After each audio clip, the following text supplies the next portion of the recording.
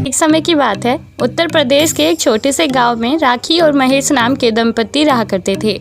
इनकी पहली औलाद प्रीता नाम की बेटी थी। प्रीता अभी काफी छोटी थी, लेकिन घर का कामकाज करने के साथ साथ पढ़ाई में भी बेहद होशियार थी। इसी दौरान अब राखी एक बार फिर एक बेटे की मां बनी, जिसका नाम करण रखा गया था। करण एक अपाहिज बच्चा था जो कभी अपने पैरों में नहीं चल सकता था, लेकिन राखी और महेश अब कर भी क्या सकते थे। करण था तो उनकी संतान ही। इसी तरह राखी और महेश अपनी बेटी प्रीता और अपाहिज बेटे करण के साथ अपनी जिंदगी गुजार रहे थे। काफी लंबा समय गुजर चुका था।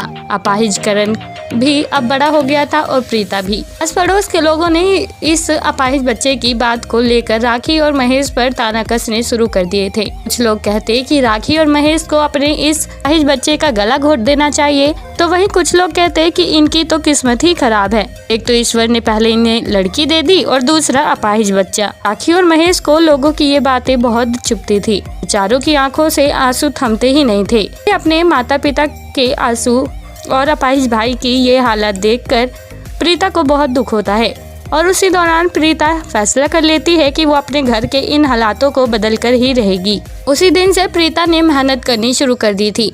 इसी के चलते उसने अपनी ग्रेजुएशन कंप्लीट करने के तुरंत बाद बिजनेस प्रोफाइल में हाथ आजमाने का फैसला किया और कुछ समय तक प्राइवेट जॉब करने के बाद उन पैसों को अपने बिजनेस में इन्वेस्ट किया। प्रीता ने अपना एक बड़ा सा रेस्टोरेंट खोल लिया था, जिसकी वो इकलौती मालकिन थी।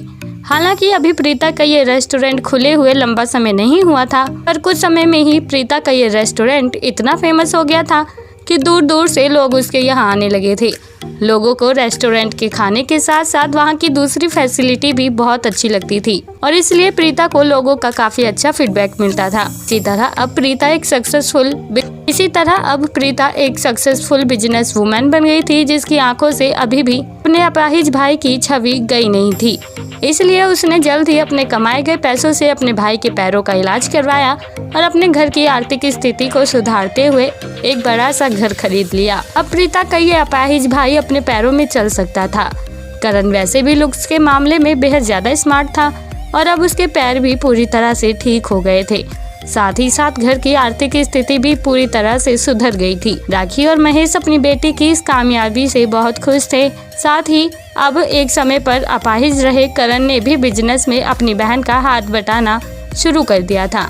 तो दोस्तों, क्या कहना चाहेंगे आप अपाहिज भाई की इस कहानी के बारे में? आप हमें कमेंट बॉक्स में कमेंट करके जरूर बताएं और साथ ही ऐसी और दिल को छू जाने वाली कहानियाँ सुनने के लिए आप हमारे चैनल को सब्सक्राइब करना ना भूलें।